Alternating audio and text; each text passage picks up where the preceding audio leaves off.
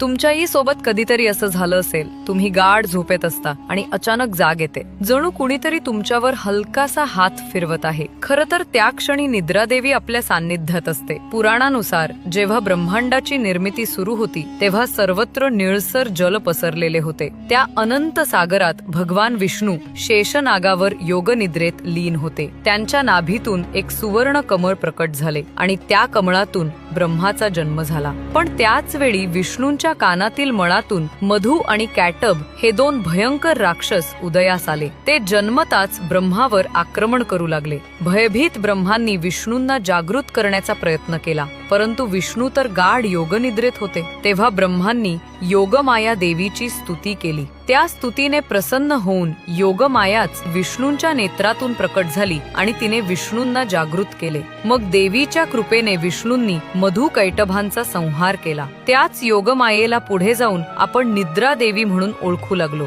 जी निद्रा, विश्राम